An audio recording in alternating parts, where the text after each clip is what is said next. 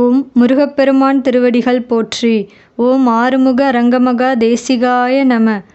முருகா அருள் செய்யுங்கள் தாயே என்று சொல்லிப் பாருங்கள். வணங்கடா ஆசான் ஞான பண்டிதனை. பார்த்தால் கோவணம் கட்டியிருக்கான்னு நினைக்காதே. உலகத்தை ஆட்டி படைக்கும் முருகா என்று நாமத்தை சொல் வாய் மூடுவதற்கு முன்னே இரு உலகம் கிட்டு நட்டுக்கிட்டான்னா அப்புறம் பெரிய ஆசான்டாவேன். சும்மா சாதனை நினச்சிடாதே. கோயிலை குச்சி வச்சுக்கிட்டு இருக்கான், கோவணம் கட்டிட்டு நினச்சிடாதே.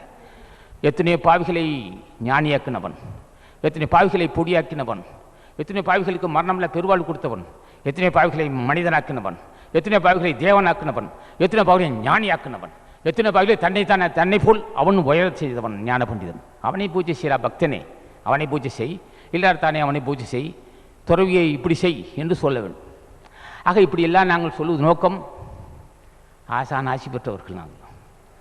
ஆசான் ஆசியால் தான் இந்த வாய்ப்பு கிடைத்தது. துறவுக்கு என்ன வேணும்னா புண்ணியம் வேண்டும், திருவுள் வேண்டும். துறவு மேற்கொண்டவனுக்கு புண்ணிய பணம் இருக்க வேண்டும். புண்ணிய பணம் இல்லை என்றால் என்ன செய்ய வேண்டும்?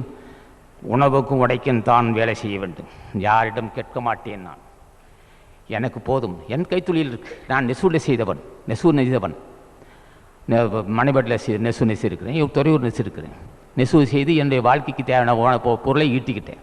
அடுத்து சுற்று வேலை செய்வேன், எனக்கு 10 ரூபா கிடைக்கும். ஆகவே 2 தொழில் நான் செய்தவன். நான் செய்து என்னுடைய உணவு உடைய நான் தேடிக்கிட்டேன். பூஜை செய்துக்கிட்டோம், ரகசியமாக பூஜை செய்கிறோம். நாங்கள்லாம் உட்காந்துக்கிட்டு இந்த உட்கார எனக்கு இடம் இருக்காது. நான் வடங்கி போய்கிட்டே இருப்போம். அகத்தீஸ்வரா அந்த முடக்கு திரும்ப போய்கிட்டு இருப்போம். அந்த ரோட்டு போது முக திரும்ப போய்கிட்டு சொல்லிக்கிட்டே போய்கிட்டுருப்போம். இதுதான் எனக்கு வேலையை. அடுத்து குடியில் இருப்போம். குடியில் இருக்கும்போது குடிக்குள்ளே 32 அடி இல்லாது அகத்தீஸ்வரா போய்கிட்டு இருப்போம், வந்துக்கிட்டு இருப்போம். இதுதான் அப்படி என்னுடைய உழைப்பால் நான் வேலை செய்து எனக்கு உணவுக்கும் தேடிக்கிட்டேன். பொய் சொல்ல மாட்டேன்.